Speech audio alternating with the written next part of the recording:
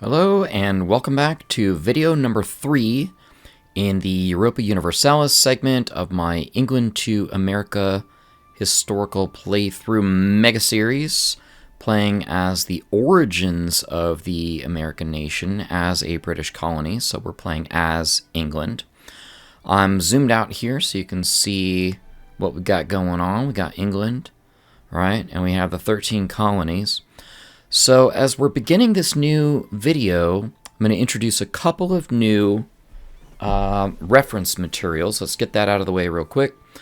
I'm using a second book from Sir Winston Churchill as part of his History of the English-Speaking Peoples called The New World. So we'll get that up for you there, and also a link to that book in the comments, on the YouTube comments. And the second book that I'm using as source material is Alan Taylor's American Colonies, The Settling of North America. So we are going to use those as our materials. And right now I want to run through usually what I do at the beginning of every video, which is historical inaccuracies. So let's zoom on in over here to the American side of things, and you can see there's a fair amount of historical inaccuracy. And specifically, one of the biggest ones is Florida should belong to Spain. This area here should belong to Spain, and it does not. Now, they own pretty much everything in the rest of the planet Earth, so I'm not really too upset about that. However, that should not be the case. The American colonies at this point actually shouldn't have even existed at all. But if you watched my previous video, and even look here, you can see that basically if I hadn't rushed them, as I predicted, that North America, or that America would have been Spanish America, or perhaps Danish America, who knows. So this area also is historically inaccurate in that it should be primarily occupied by the French, who have nothing here, so that's super historically not accurate. Spain should not be up this far north. I've been trying to put together the Hudson Bay area, doing okay with that. I'm going to have to fight Spain again for that, which is very difficult to do. So that's a historical inaccuracy over on that side. It's worth pointing out that off camera, France managed to declare war on me and take back all their provinces, which they should have had, Gascon, Normandy, and they haven't quite taken back Calais from me yet. So we're basically 200 years behind on that. What's up with that, France? And if you watched the previous video, you might know that I was actually happy to give that up, because every time I fight Spain over something, they just stomp on in there and hit me with a -20 war score right away. That's really hard to get rid of. Denmark they're on my radar as a rival. They've got too much territory. The Commonwealth does not exist. The Ottomans have too much territory. I know they had a lot, but they shouldn't have had this much. Austria should not be as tiny as they are. So why am I talking about all these other nations that aren't me, right? And the answer to that is, as I play through historically, I'm trying to play as historically accurately as I possibly can. It's lame to have to fight Spain for all this territory constantly because they're ridiculously powerful. I mean, I have the strongest navy, which is historically accurate. But their army is just, it's really hard to deal with. I have to do a lot of trickery and reloading and everything like that. So when these countries get way out of control, I try to do what's called daycare, which is working behind the scenes or in front of the scenes to try and split them up, bring back more historically accurate boundaries. I'm probably going to try to do that here in America. Hopefully setting, some of these lands for if I can wage war against Denmark, Finland, and force them to release nations as part of the agreement where they revert back to the Indian tribes, that would be good. All right, let's take a pause real quick and talk about what our goals for this video are going to be. So this video is called American Colonies. which you saw already, and is primarily going to be about American colonies. I'm going to take a lot of time to explain what they are, how they came from, but they're basically already formed. In fact, they're two formed, as we pointed out. I don't know. Who knows? Maybe I'll release this to Spain or something like that. I don't even know if you could do that with a colony, a colonial subject. So we're going to be talking a lot about the American colonies. This whole video, I'm hoping, will run for the entire 17th century, from 1600, where we are now, to 1700. So that's a lot of time span. But while certainly a lot happened, not a lot that's relevant to the American interests, which is what we're playing as, happened. So the second major thing that we're going to be doing in this is the English Civil War. And I'm pretty sure we have that. Yes. So the English Civil War should have kicked off around 1640. And we're going to delve into that as well. Coming in around 1609, we should be able to finally unify with Scotland. And when that time comes at 1609, I'll explain that a little bit more. So those are our goals. We're going to do the English Civil War, and we're going to explain the American colonies. But for now, I'm probably just going to do a little bit of fighting against Denmark to try and free up some of that land, and then get us to 1609 when we can become Great Britain. Let's talk about that some more later. Okay, amidst a never-ending battle with Spain and Denmark, in which they literally just run all around the New World away from me, and it makes me want to not kill myself, but kill them, strife between king and parliament has come up, and this is the intro to the English Civil War. What you have, the concept of the English Civil War, is you had an increasingly autocratic king and an increasingly not autocratic parliament, who each had their own view of what their own privileges were and what the others' privileges were, and everything having to do with England and English law always has something to do with it. It was embedded in ancient custom. And so the king and his scholars would say, well, we have the ancient custom to be able to, raise levies from the land and da-da-da. And Parliament would then say, well, we have the ancient custom to, according to Magna Carta and going back to the old Anglo-Saxon days of, the Witan and everything, to not be taxed without, the consent of the people, and yada, yada, yada.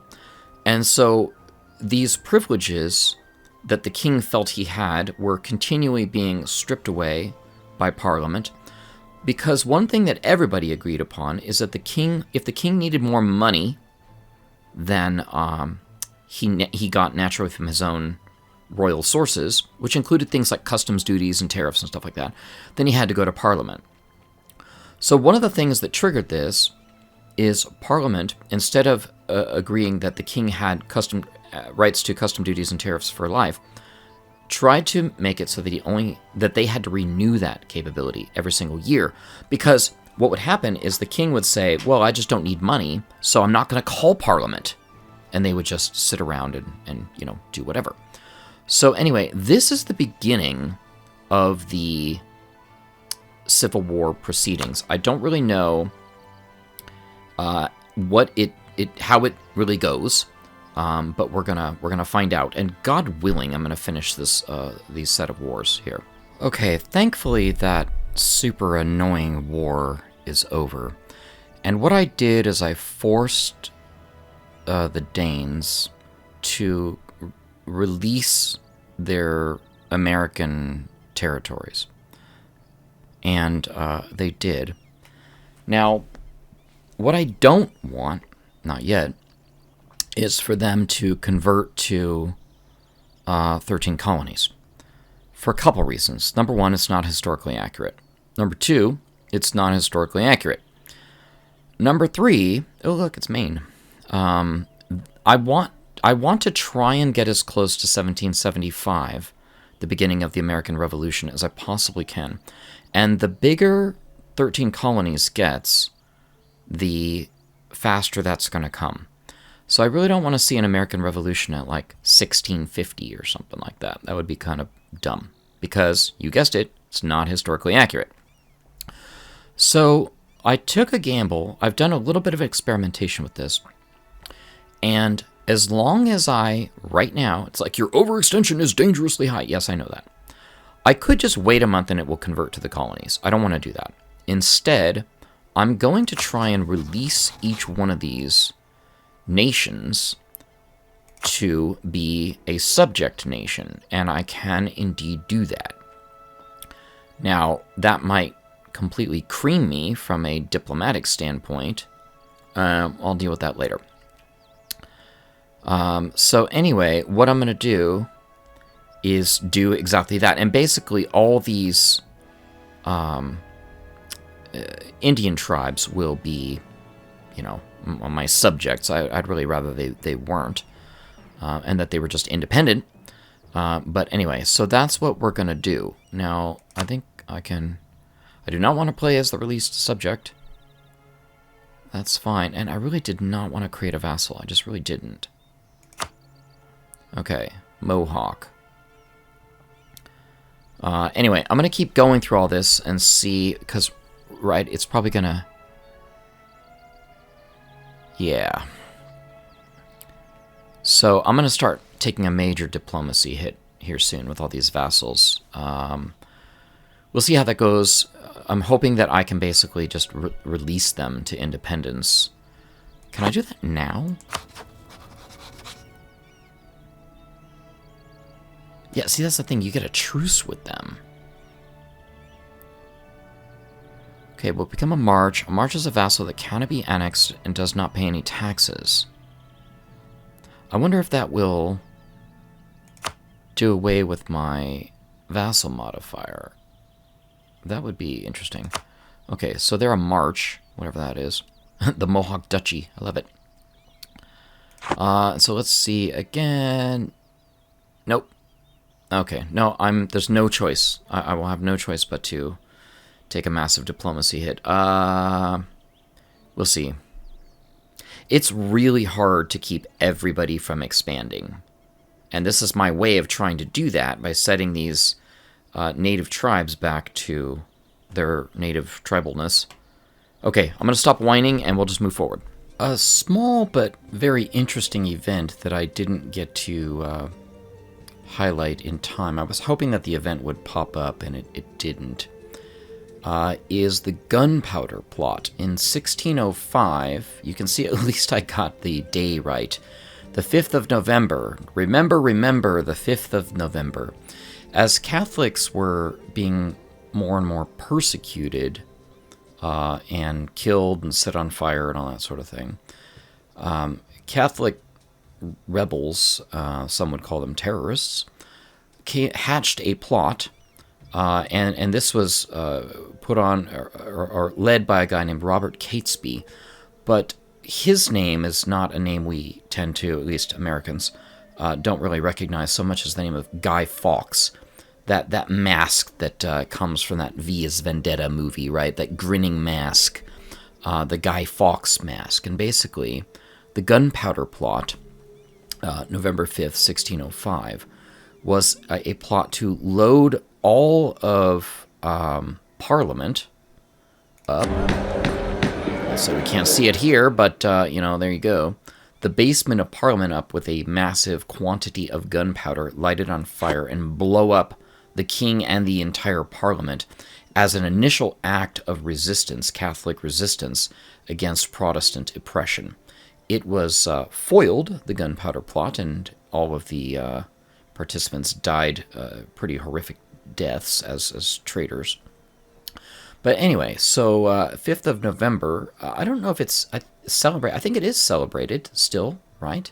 As called like Bonfire Day or something like that. Anybody who does celebrate it in England or knows about it in England, please go ahead and drop me a comment and let me know how it's observed, if it's observed today. But there you go. Now back to your regularly scheduled programming.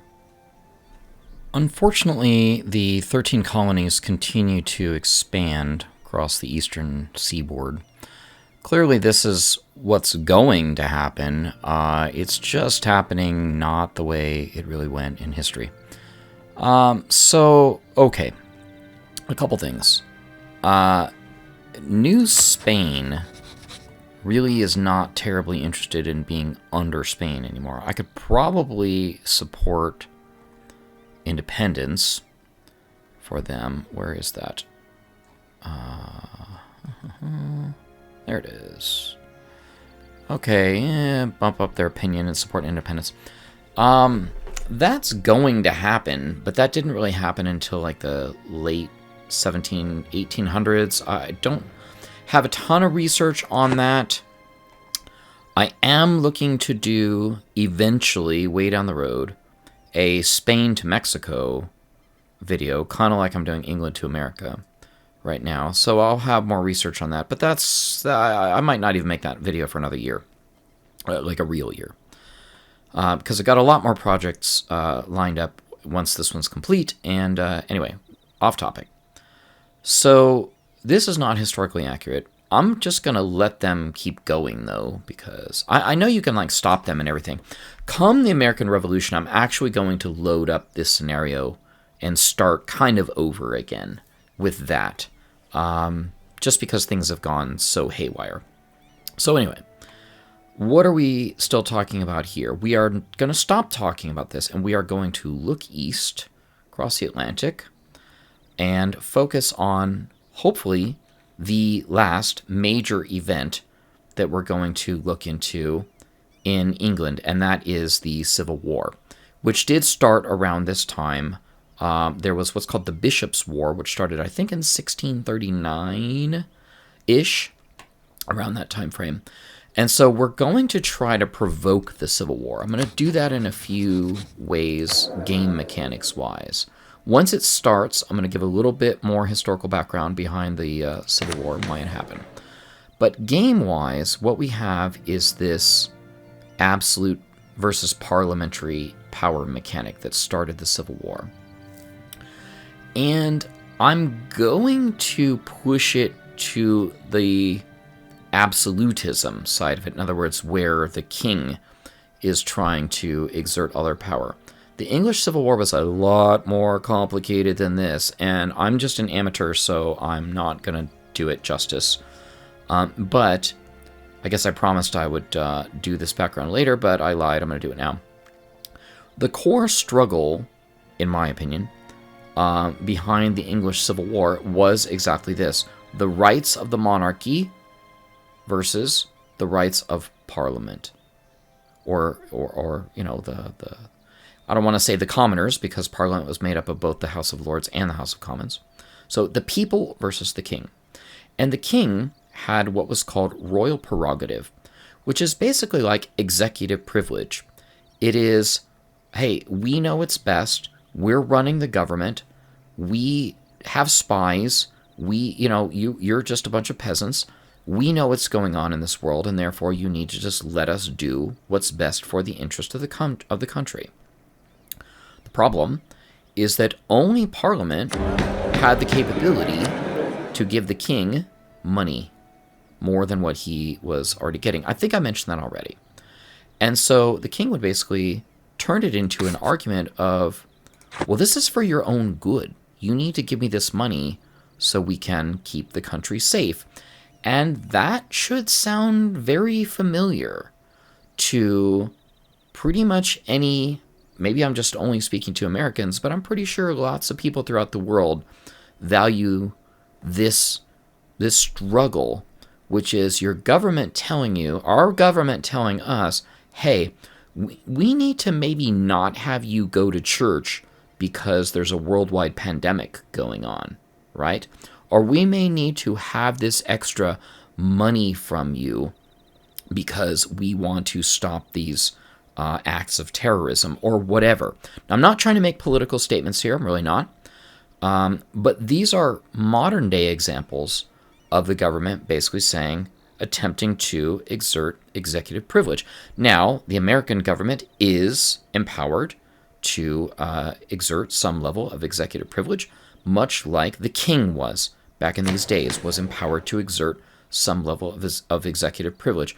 The parliament, however, took odds to what he was doing, how he was doing it, and who he was using to do it, which lords or ministers or whatever were used to wage war or attack this people or whatever. And so they began to struggle, as we're seeing here in this struggle. Like, Parliament would say, well, we're not going to authorize the funds for that. And the king would basically say, well, you have to, because the nation's security is at risk. And that sort of card, if you will, was played quite frequently.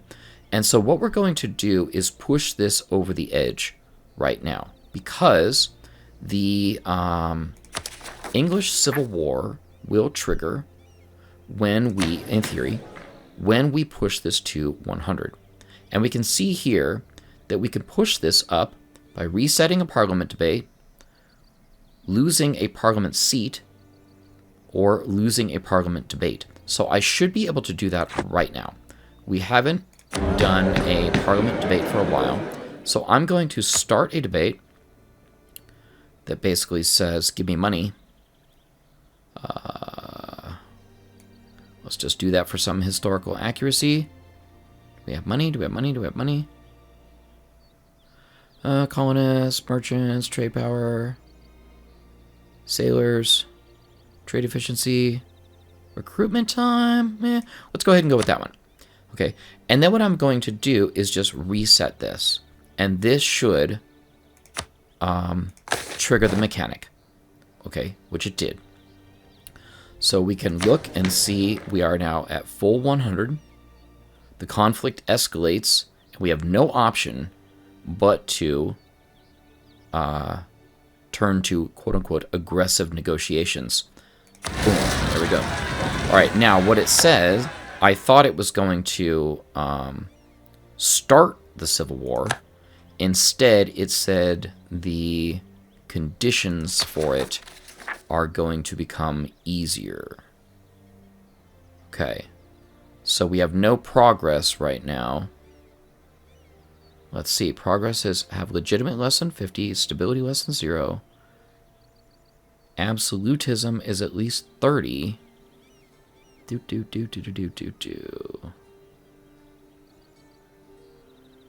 Okay.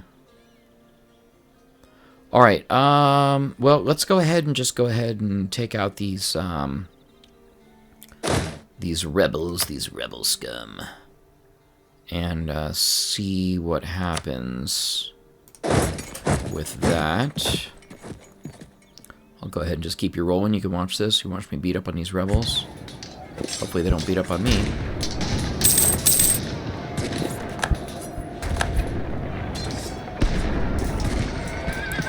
Okay, so we put down the rebels. No problem. But I thought the English Civil War was supposed to be easier.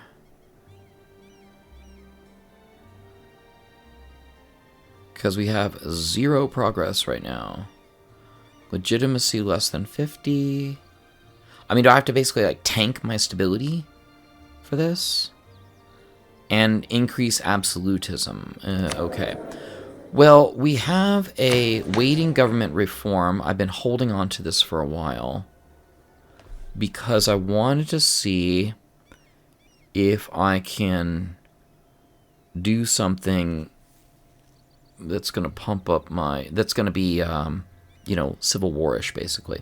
Because at this point, the king was attempting to exert more power. Alright, so let's take a look. Run this. Max promoted cultures. Centralized monarchical bureaucracy. That sounds kind of good to me. But none of these really have to do with Civil War. Okay. So I'm going to look around about this a little bit more. I'm not going to have you just sit here and watch me stumble around. Oh. Let's do this. What's my current reform? Do I even have one?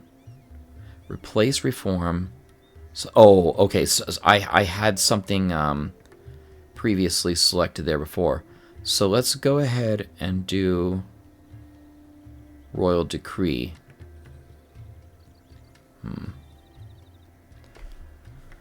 Hold on, let's just take a look at this. No, we need to get that absolutism pumped up. Okay, to start the English Civil War. Alright, so that should be good. Where'd you go? Alright, let's, I will go ahead, like I said, and close this up and bring it back in, hopefully once the Civil War starts. Okay, the English Civil War is upon us. We are going to declare for Parliament. And we'll go ahead and take a look at some of this stuff that's going on. Alright, so a few things that we just got. Lord Protector Oliver Cromwell, super historically accurate. Okay, and also it switches us over to say we are a republic, which is an interesting kind of concept. Let's look at the country instead of Spain. Because what really happened, and this is such a complex topic, there's no way I could do it justice. No way. So I'm going to try a little bit, but not even really try all that hard. So any English people watching, feel free to just roast me in the comments. I welcome your feedback and correction. So a lot of this, like I talked about earlier, was royal prerogative, executive privilege versus parliamentary liberty. But also religion played a huge part behind it. And as religious ideas spread from the Reformation, so too did the concept of equality and liberty begin to spread. And so, okay, self-denying ordinance. Yeah, this was, gosh, it's so hard to say this. Proposal to improve the quality of the army. Basically, what came up was all of these peers, these landed people, were brought into the army just simply because they had land, whether they were good or not. And so this was indeed passed to basically say, you're not allowed to, basically, what is it? It's long been the practice. Under this, members of parliament would be barred from holding command in the army, and this did indeed happen, historically speaking. Okay, and so the parliamentarians, or I believe roundheads as they were called, were basically standing up for liberty, for freedom, from tyranny and all that sort of thing, but ended up really becoming tyrants themselves. And so what I'm going to do is I'm holding on to a government reform here, and we're going to pass authoritarianism. Because under Cromwell, once they won, which we haven't done yet, but it's worth talking about, once they won, it was like, all right, Parliament, freedom, liberty, law. And Parliament was like, all right, we're going to get to business, like, and start passing some laws. And he started passing laws, and he was like, Cromwell was like, well, I don't like those laws. So he would dissolve Parliament, usually at gunpoint. And then that just happened, and happened, and happened, and happened, to the point where he kept trying to consider himself as being legitimate. Let's slow it down a little bit while we're fighting and talking at the same time. But the reality is, he wasn't. He rose up. He killed King Charles. King Charles was beheaded, all in the name of supposedly law, justice, and freedom, even though he literally broke no laws whatsoever. And they just kind of trumped up these charges against him. And so while Cromwell fought for legitimacy the entire time, he never got it. So he was always trying to find himself legitimate through parliamentary action, but and while they would do some of what he wanted, they never did all of what he wanted, and so he would continue to dissolve them and remained Lord Protector, which really made him a military dictator, not the head of a Republican nation. Okay, sorry it's a little loud. Dissenters against the course, yeah, have charted the future, blah, blah, blah, blah, blah. If we cannot silence them quickly, they would cause significant problems. So yeah, this exactly happened. Execute them. Okay, more rebels. Right, so it was rebels and rebels and rebels. So let's go ahead and crush some of these rebels here while we still have the power. That's an easy, quick fight, right? This one too. So now the Civil War did not go as easily as it is about to go for us, but, you know, hey, game mechanics. So we're gonna repay a loan. We're gonna go ahead and move past the Civil War right now. There's a bunch of things that will go on that I need to get clear of. We're not gonna stay a republic forever, because eventually what happened was people got so fed up with Cromwell's style of dictatorship, and it's like, hey, why did we depose the king to basically put another dictator in place? Now, they didn't depose Cromwell. He ended up dying and tried to, ironically enough, pass Lord Protectorship onto his own son, just like he was a king. He absolutely refused to hold the title of king, even though many people even offered it to him. So this is such a fascinating and confusing time. I've done reading about it, but I have no idea really overall, a comprehensive opinion on it. But it was a really interesting time. We're going to go ahead and stop talking about the Civil War, and I'm going to zoom over to the west and get back focused again on the 13 colonies.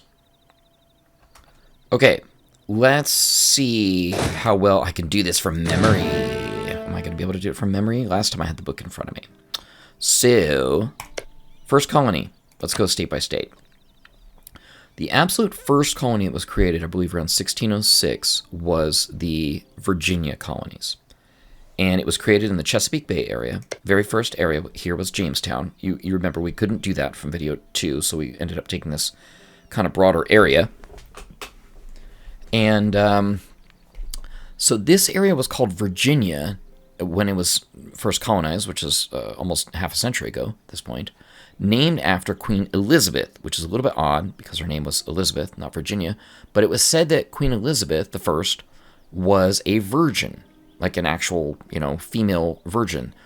She was not married, she had no children, and so Virginia was named in honor of her. Now, another colony in this area, which was not a crown colony, but rather a private colony, was a land grant given to a Lord Baltimore, and that was the colony of Maryland. Now, also, no, I'm getting ahead of myself. Okay, so these colonies were made for economic purposes, and everybody here wanted to find gold, but what they ended up finding instead was tobacco. So tobacco became a major export crop, the export crop of the Chesapeake Bay colonies, and everybody was given huge amounts of free land. In fact, tobacco was actually used as a currency. Like you wanted to buy some like eggs or cows or something like that, you paid them in tobacco. Now up north, the first northern colonies were founded up here for an entirely different reason, and that was religious freedom. A lot has gone into religion here. The religious wars, Catholicism versus Protestantism, we've already talked about some of that a fair amount. The more I read and understand about this, I mean, there were laws passed where it was like, you are not allowed to hold political office if you belong to this sect. Certainly not Catholic. If you were Catholic, you were practically like burned at the stake, sometimes literally. But you really start to see how America was formed on religious freedom and how the separation of church and state, which is fundamental to the American Constitution, is really ingrained in our consciousness and our need, because it was the Pilgrims who fled west on the Mayflower.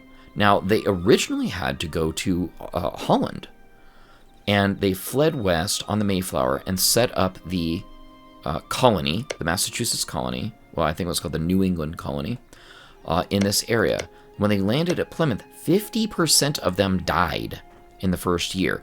The colonists did not have easy lives. A lot of them died constantly.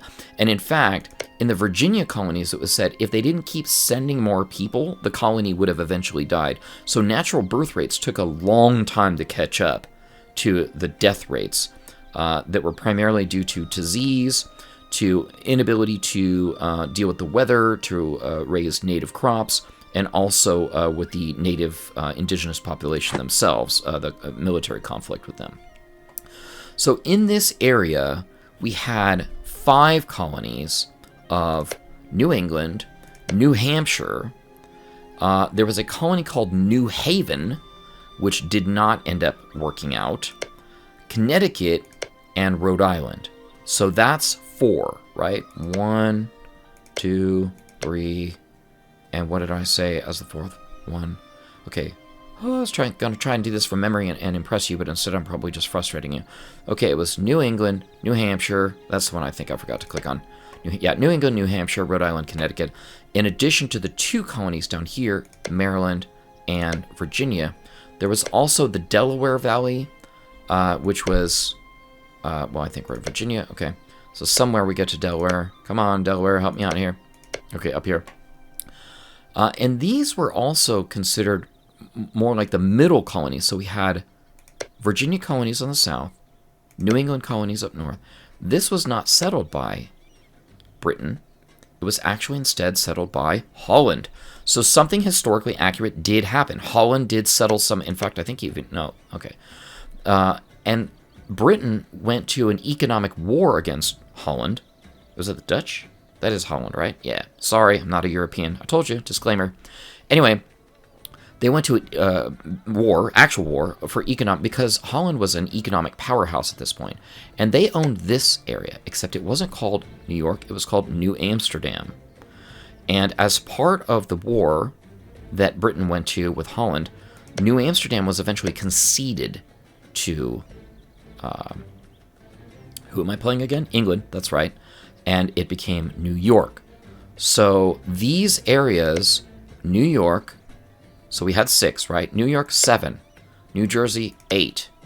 I think we already counted Delaware. Philadelphia was also another private, colony, which was given to William Penn. Did I say Philadelphia? I meant Pennsylvania. And so he named it after himself. And then the final 3 that we have were originally called Carolina, just all by themselves. They were north of Florida, which Spain owned. This is historically inaccurate that we own it at this point. Spain owned this.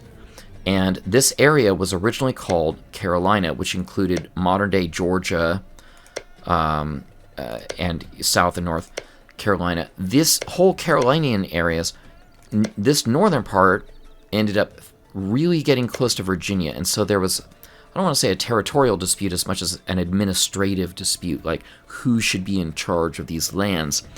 And they didn't want to be, the folks up north didn't want to be ruled by Virginia, and they didn't want to be ruled by Carolina, so a compromise was made, and they became known as North Carolina, and therefore South Carolina. That brings us to 13 colonies, all done from scratch without even reading the book. Thank you very much. That's just because I cheated and read the book earlier, and then had to redo this entire video because my microphone wasn't on, and all you heard was the whole time. Yay. Anyway, you didn't need to know that, but whatever. So we are going to get this video wrapped up with one more final event. I'm really not going to track the Civil War much. I mean, I'm going to do it and get it done with. But there's one more final event in 1707 that we're going to fast forward to right now. Okay, I thought I was going to wait until 1707, but a huge 91,000 unit army rose up, and I managed to defeat them.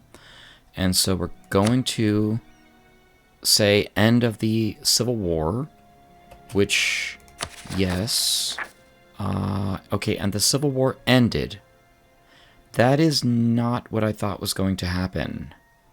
Okay, let me pause for a minute. Yeah, we're supposed to get the option to basically form a modern monarchy. Let's let the clock run down a little bit. That's not what I was hoping for. Where are you? Okay. Alright, pause again. Let me check my research here. Okay, I got it. It looks like while Cromwell is still alive, that we're gonna stay a republic. and that is actually historically accurate. So we're going to wait for him to die until we bring King Charles II back and restore the monarchy. So let's keep going. 1707 or bust. And so here we have it. I've been in a long war, unrelated, against Spain. I guess there's some historical precedence here, except it wasn't with Spain. It was with France, that France had a lot of Canada. And so the French and Indian War was fought probably around this time. Maybe this is still even too early. Everything in EU4 happens way too early, historically speaking.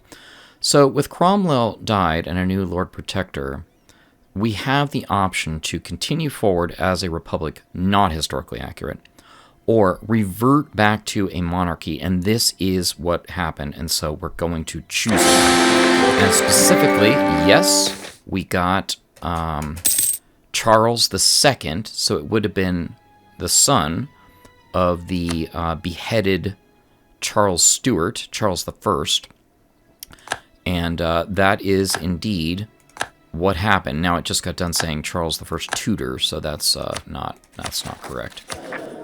It would have been a Stuart line. And that's an interesting discussion in itself. Basically, the Stuarts were originally James the Fifth, I think, maybe the Sixth, of Scotland, the son of Mary, Queen of Scots. We went through this, I think, in the previous video. And really what happened is it was a personal union, and in effect it was a personal union where Scotland would have been the senior partner, but England ended up. So if we could have done a PU, a personal union with Scotland to simulate that, that would have been pretty cool. But I didn't want to be Scotland, I wanted to be England. So anyway, we are back to being a monarchy, I assume. We are, that's correct.